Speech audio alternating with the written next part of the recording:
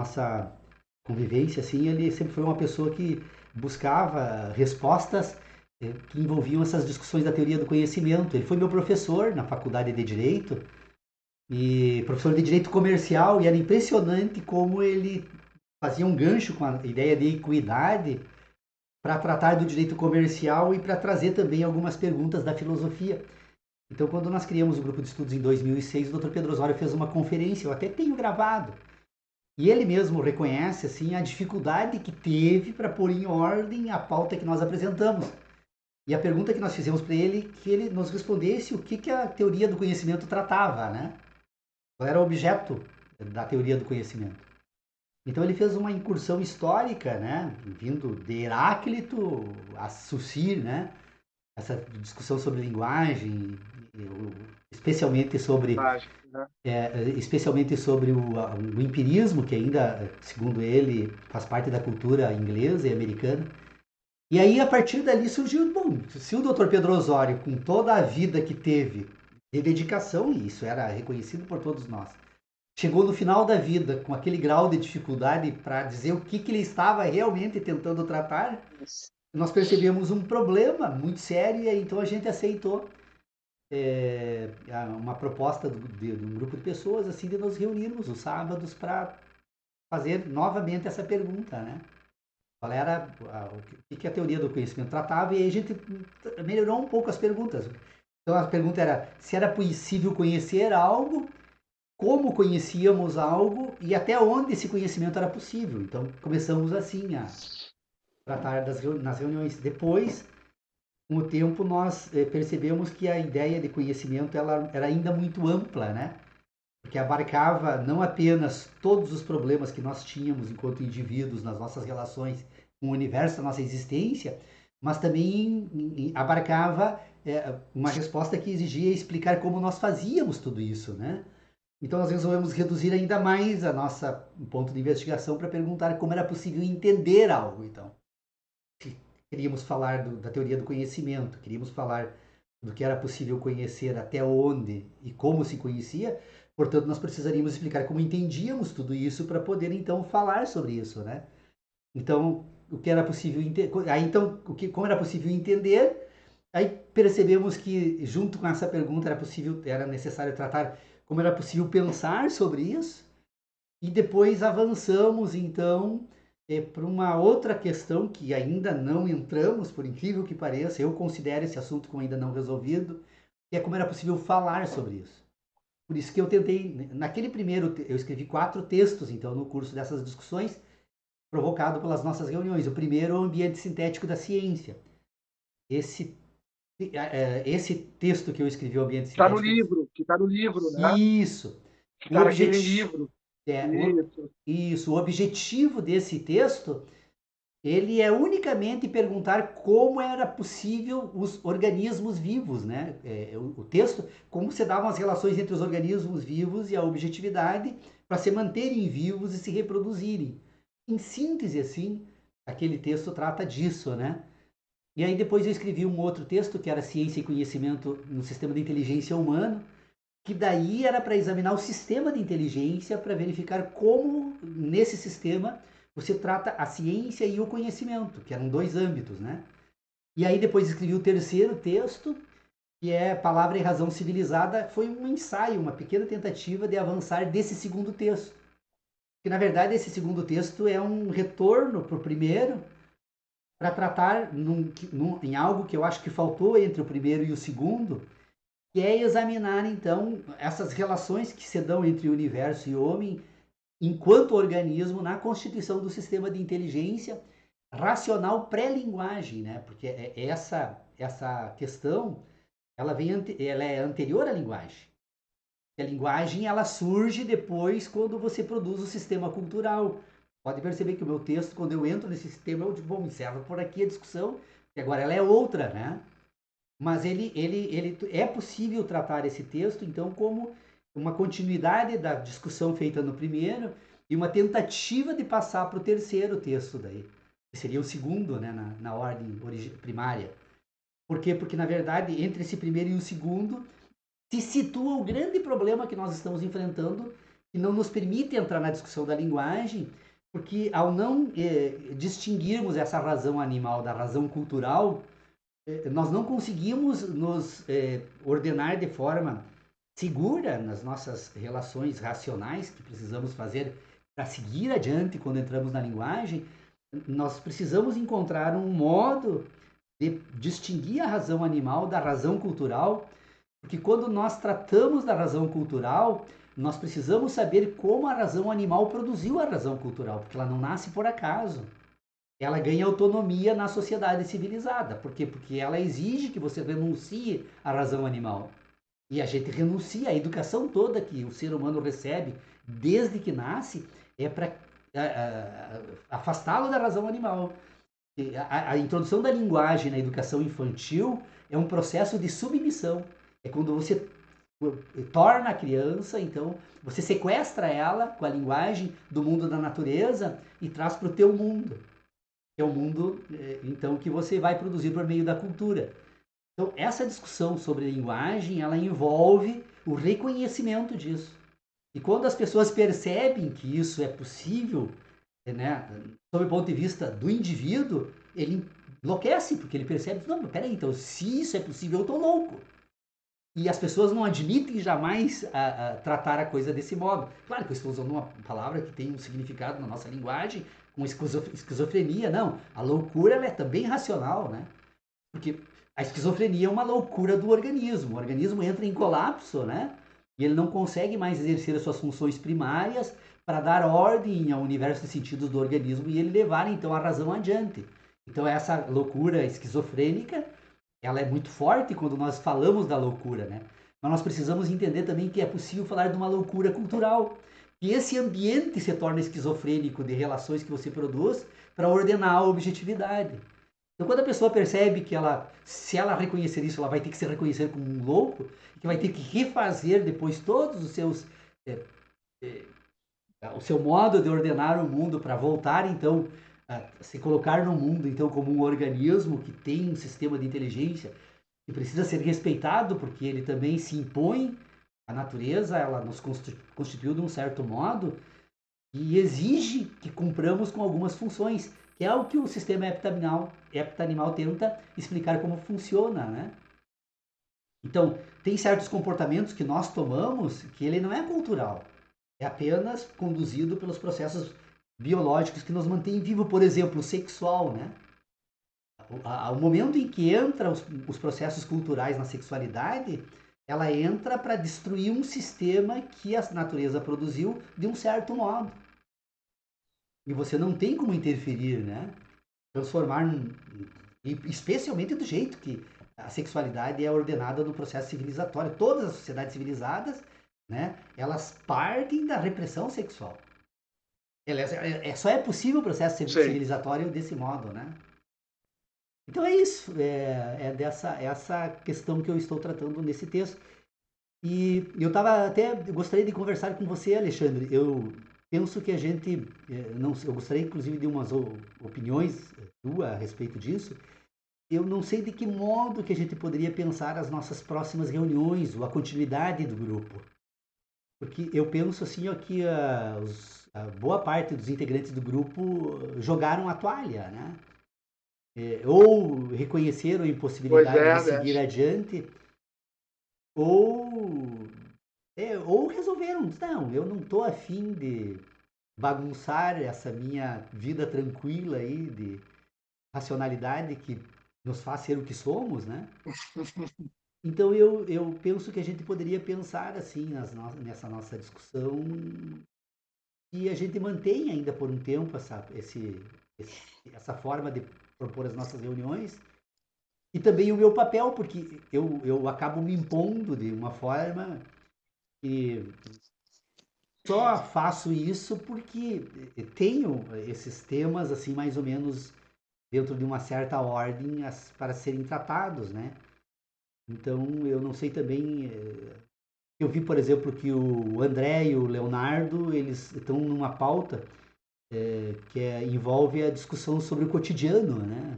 Sobre fatos do cotidiano e como é possível tratar essas questões assim do ponto de vista da racionalidade humana, né?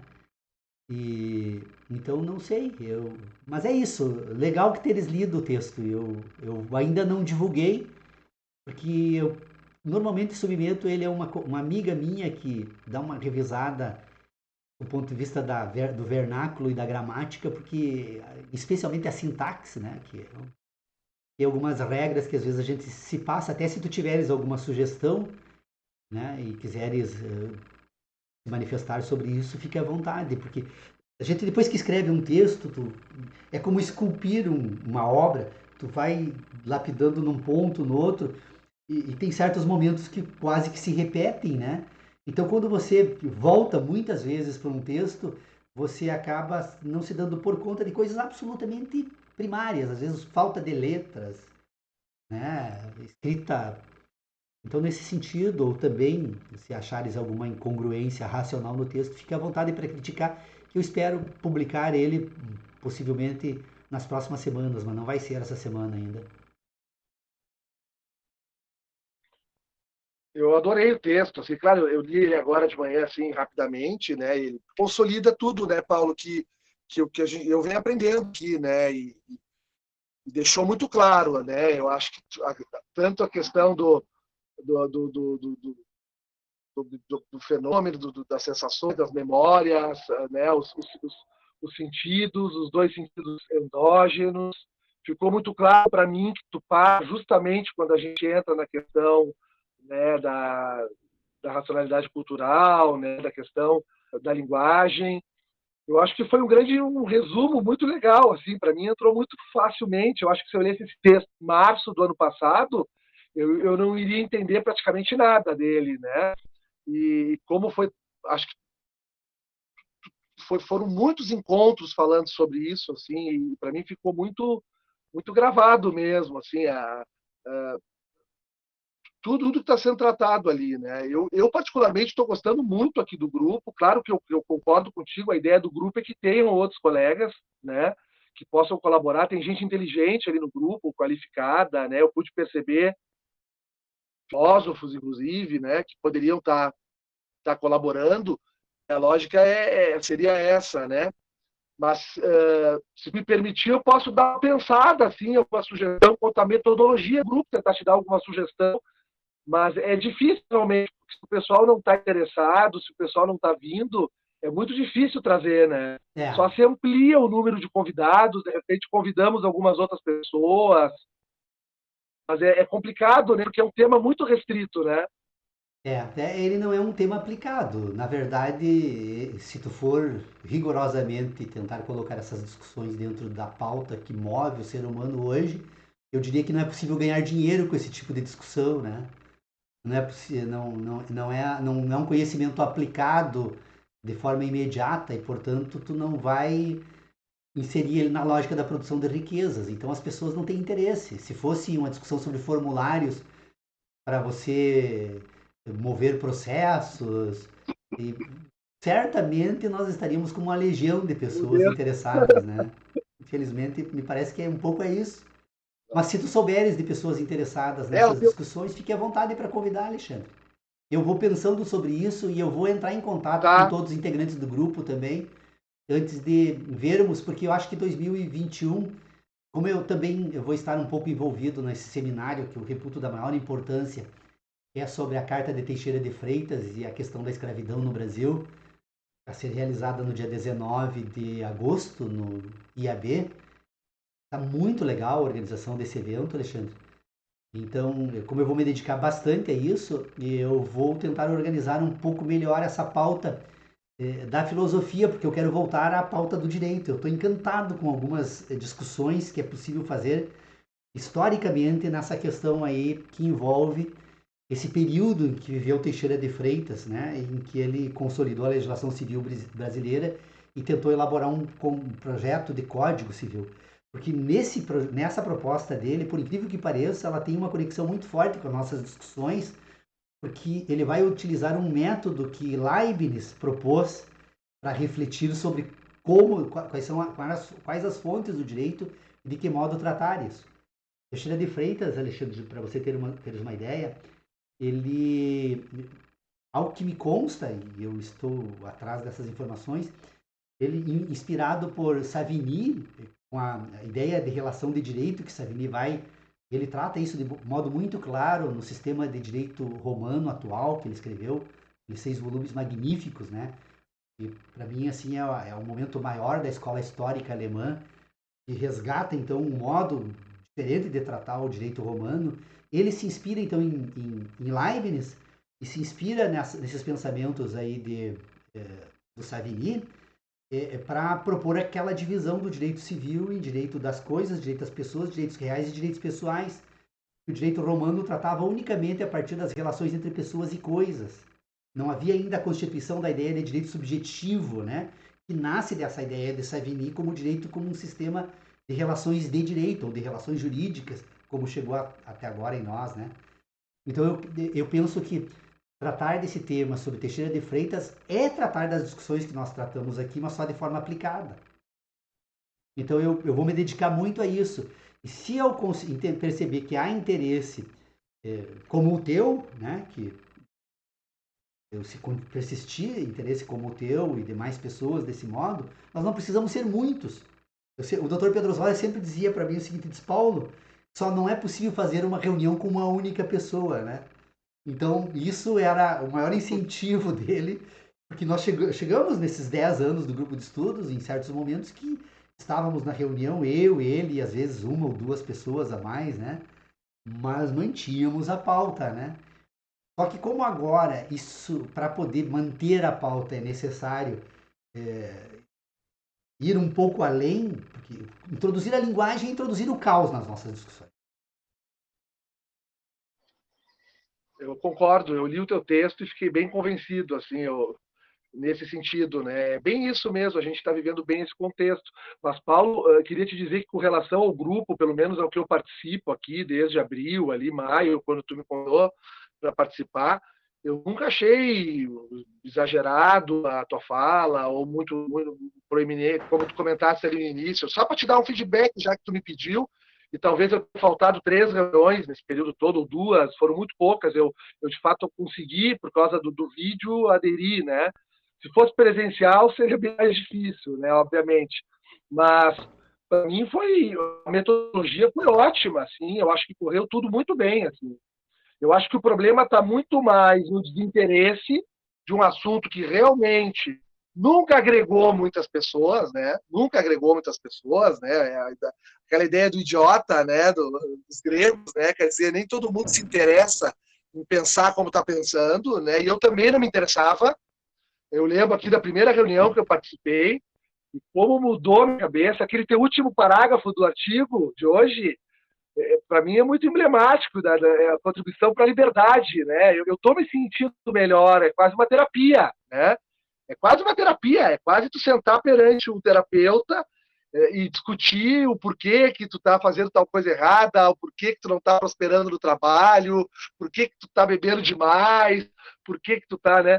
Então, eu acho que a questão é muito mais o público, assim.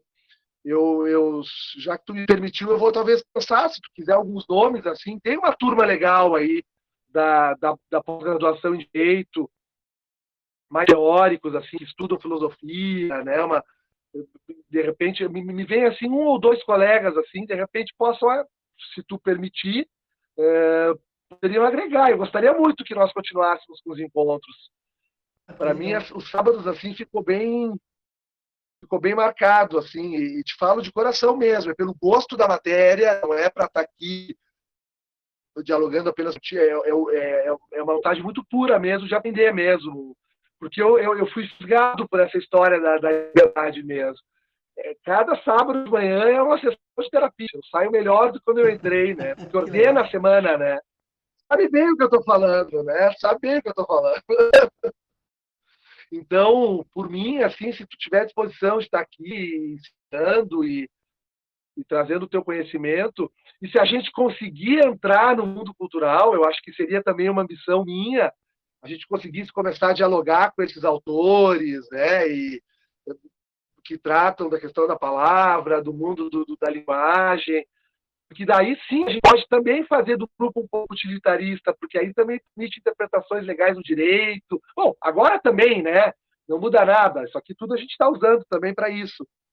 Mas quando entrar no mundo da linguagem, eu sei que tem todo um mundo a ser explorado, né? Que eu não faço nem ideia o que seja, né? Só sei os nomes, né? O mundo dos signos, como tu referiu ali no, né? O mundo enfim, eu realmente assim não entendo absolutamente nada, assim, nunca li nada a respeito, mas te confesso que adoraria conseguir avançar aos poucos, conseguir superar o mundo animal, entrar no mundo cultural e a gente começar a discutir e aí talvez trazer um pouco dessas questões do cotidiano, isso talvez chame outras pessoas também, né? Porque talvez nos dê uma liberdade de pauta um pouco maior em algum aspecto, ou não sei o que tu acha. Mas por mim, assim, eu deixo registrado a minha vontade de que a gente continue, né? Se for possível. Posso te auxiliar nessa questão, assim, de claro, não qualquer pessoa, né? Eu não faria qualquer pessoa para cá, né? Nem seria louco. Mas posso pensar em algumas pessoas, assim. Não, tranquilo. Então acho que vamos fazer isso, Alexandre. Deixamos em aberto essa. Eu vou entrar em contato com os integrantes do grupo, fazer uma consulta assim para verificar. Só que a única questão que eu penso assim, ó, se nós fôssemos tratar com uma pauta um pouco mais ampliada, eu penso que daí nós teríamos que abandonar a nossa pauta. Não tem como tratar as duas juntas. Essa nossa pauta, ela precisa, ela só é possível na medida em que ela se limita, né? Porque na medida que você abrir a pauta, então você perde os pressupostos. Por exemplo, na discussão que nós poderíamos fazer sobre linguagem, ela tem todo um momento constitutivo, então, agora, do modo de estabelecer o sistema de relações, porque a linguagem, ela tem um propósito novo. Naquele último parágrafo que eu coloquei aqui no texto, é bem claro isso. Quando você introduz a palavra substitui o universo, substitui toda a objetividade. Então, então agora você tem que partir do modo pelo qual você dá sentido à palavra, né? E aí, para tratar disso, você volta de novo para essa nossa pauta inicial. E ela precisa ser pressupostas. Então, Claro. se a gente continuar percebendo que as pessoas ainda não conseguiram fazer essa separação, então nós temos que voltar para o início. E eu tenho certeza que é trabalho para mais 2 anos. Posso estar exagerando. Mas é isso, meu amigo. Acho que. Eu estou me sentindo muito bem por estar começando a entender isso tudo, assim, a gente realmente se sente mais empoderado, né? Deixa eu só te fazer uma última pergunta, Paulo, antes da gente encerrar, uma dúvida, na verdade, tá? Quais são, enfim, os dois, quais são, enfim, os dois sentidos endógenos? É a memória e a síntese? Não, Não, não, eles não. não são sentidos, né? Não, não, não. A dor e o prazer. Eles têm nome, é possível dar nome a esses dois sentidos, né? Eu não dou o nome a eles, porque daí a gente acaba novamente, porque esse é o nome que tem que ser dado, dor e prazer. Racionalmente, Ah, porque todos os mecanismos naturais do corpo, eles se pautam por esses dois sentidos. O prazer na reprodução, tanto que quando o ponto alto da reprodução do organismo, e quando ele se projeta para fora dele mesmo como um novo organismo, né? Ele se dá por meio do orgasmo, né? Então, que é a representação máxima, né? Deste sentido endógeno. Então, você perceba, por exemplo, que todas as relações com a natureza, com aquilo que constitui o organismo e projeta ele para esse âmbito, né, da sobrevivência, é o prazer, o gosto dos alimentos, todo esse. E a dor é o sinal que o organismo te dá, né, de que você corre risco na sobrevivência, né? Então, a reprodução e a sobrevivência, elas são coordenadas por esses dois sentidos. Eu não coloco no texto, porque isso desqualificaria toda a discussão que eu tenho. Imediatamente as pessoas se encantariam com essas duas explicações. Isso é simplificação que eu faço, né? Pra gente simplificar mesmo, mas não é assim. Você, para falar da reprodução, não pode falar do orgasmo, mas de toda a cadeia constitutiva dos processos orgânicos que se dão no interior do organismo, para que ele se reproduza desde o momento celular até a reprodução endógena, quando ele se projeta para fora de si mesmo. Ou seja, o homem cresce porque é uma reprodução das células, né? E isso é alimentado pelo prazer da alimentação, pelo prazer das relações que te conduz a produzir, a se comportar de certa forma, a fazer com que isso seja possível, né? Então, o prazer é a cadeia que te liga para um modo de constituir um sistema, e a dor é o outro, então, que vai te. A dor sempre é um alerta que o organismo recebe, né? Para se comportar nesse mundo da natureza, né? Então, é um modo de defesa que ele sente internamente e sente nas relações externas, né? Tudo aquilo que agride a existência humana se vê na forma de dor, né? Por isso que o terror da morte, por Que exemplo, fantástico, não tinha imaginado isso. é nesse sentido que eu Que trato, fantástico. né? Só que eu não tem como pôr isso no texto, porque aí o texto vira um tratado sobre um assunto só, né? É tão extenso e exige diálogo com outras áreas do conhecimento. Eu não me A sinto própria preparado, análise, né? né? É. A Mas própria... é por aí. É. Realmente acho que não são 2, são uns 4 anos mesmo para terminar esse sistema animal. Se entrar nos dois sentidos endógenos, realmente, Tu vai para psicanálise, porque na verdade você vai encontrar aí a ponte ou o elo de transição, né? Que te retira da natureza e te insere no âmbito da cultura, né? Porque todos esses processos, o nosso estado de espírito, o fato de estarmos interessados aqui por essas discussões, isso é todo um processo orgânico, quer dizer, o interesse em pensar sobre um certo assunto é o resultado final de uma série de processos no nosso organismo que produz uma série de elementos orgânicos que nos permite pensar e ter prazer pensando, né, sobre certas questões. E é um processo de constituição, né, de um mecanismo, ou seja, nós, seres pensantes, somos, no fundo e ao final e ao cabo, uma série de processos químicos e físicos que produzem inclusive os pensamentos.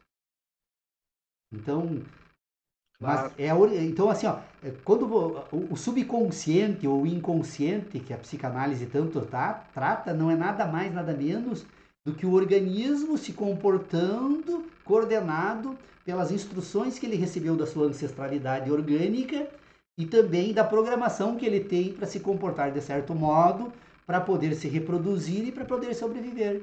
Então, os sentidos, quando você entra em conflito com, quando a razão entra em conflito com as instruções que a natureza dá ao indivíduo para se proceder de modo a se manter vivo, né? Ele cria o trauma. Então, a pessoa vai para o divã, não, ela não tem como mudar o organismo, ela tem que mudar as ideias. O papel do psicanalista, ele jamais vai, com o tratamento psicanalítico, mudar o comportamento do teu organismo, não, vai mudar o comportamento das tuas ideias sobre o teu organismo, se adequar a ele. Quando você resolve, faz essa adequação, o trauma desaparece. O indivíduo passa a voltar a manter essas relações. Por isso que a ideia, outra questão, Alexandre, eu me entusiasmo quando falo um pouco sobre isso, porque poucas oportunidades eu tive, porque é preciso também ter interesse e pensar sobre isso com um certo cuidado, para não atrapalhar as discussões que nós fazemos, né? Mas quando a gente trata, né, desse âmbito aí, então, da razão humana, né, nós estamos tratando da constituição de um sistema de inteligência natural que conduz o indivíduo que é absolutamente anterior à constituição da razão, né? Então, o sistema de inteligência que os indivíduos constituem no curso da sua existência, ela precisa ser necessariamente distinguida entre a inteligência natural, que é produzida então por meio dessas hepta-relações, né, orgânicas, né, que são produtos da objetividade externa e interna do indivíduo. Então, é essa parte. E a outra questão, que é depois a razão cultural, que você produz, então, para tratar a respeito de você mesmo e que precisa concordar com essa outra. Porque se ela não concordar, certamente o indivíduo vai se tornar um indivíduo muito esquisito. Ou ter problemas, né, com a própria existência.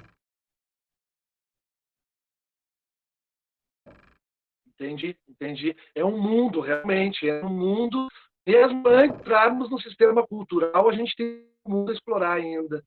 Porque, principalmente com esses dor e prazer, realmente, eu imagino que deva permitir muitas reflexões, né? Sim, porque qual o motivo de sentirmos dor, né? E qual o motivo de termos prazer nas nossas relações humanas com o universo que nos acolhe, né? É porque elas são ordenadoras da nossa existência. É ela que nos conduz, são elas que nos conduzem nestas, nesse modo de ser o que somos, né? Portanto, precisamos estar com elas em ordem. Como eu disse, eu acabei viajando por um outro terreno e deixei de lado uma outra questão. Eu gostaria de poder trazer para as nossas discussões o debate sobre espiritualidade. Só que a ideia de espiritualidade que nós temos não serve para esse debate. E eu não tenho como encontrar, então por isso que eu não uso ele. E quando eu trago a ideia de espiritualidade, as pessoas imediatamente imaginam um ambiente transcendental, do paraíso, né? Da vida eterna. Então, a ideia, porque é preciso você mandar o teu espírito para lá para você poder tratar dele e ordenar ele no sentido que nós empregamos, né? E o sentido que eu quero para a espiritualidade é pegar esse espírito de volta e jogar ele para o lugar dele, que é lá que ele está, que é na Terra. Que é com o passado do homem, né? Com a sua existência enquanto organismo que é o que é porque veio da Terra, né?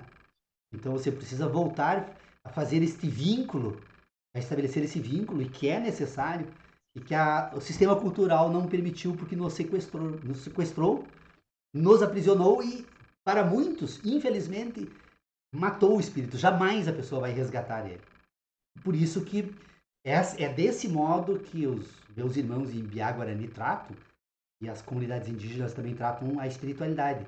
A espiritualidade, quando você desenvolve a espiritualidade do indivíduo, você está desenvolvendo os canais dele de comunicação com o mundo da existência dele. Então, se você desenvolve esses canais voltados para a tua ancestralidade, você se reconhece no universo, consolida teu espírito vinculado nesse universo. Agora, quando você constitui esse teu espírito vinculado para um universo transcendente, que não se comunica mais com a Terra, né? Você sequestra ele e você mata a possibilidade dele voltar a recuperar essa competência. Então, muitas pessoas, infelizmente, só nascendo de novo. Que, aliás, foi a primeira vez que eu perguntei para o cacique Floriano o que eu precisaria para me tornar um Guarani. Ele me olhou, sinceramente, só 20 anos atrás. E eu não esqueço. Ele me olhou assim, ele só me respondeu muito tempo. Ele deveria ter me dito na época, né? Nascer de novo, né? Mas ele ainda deu uma esperança, muito tempo. Então eu acredito que, quem sabe, um dia, de Olha aí. certo modo, eu posso me tornar um pouco eles. Mas é difícil, muito difícil.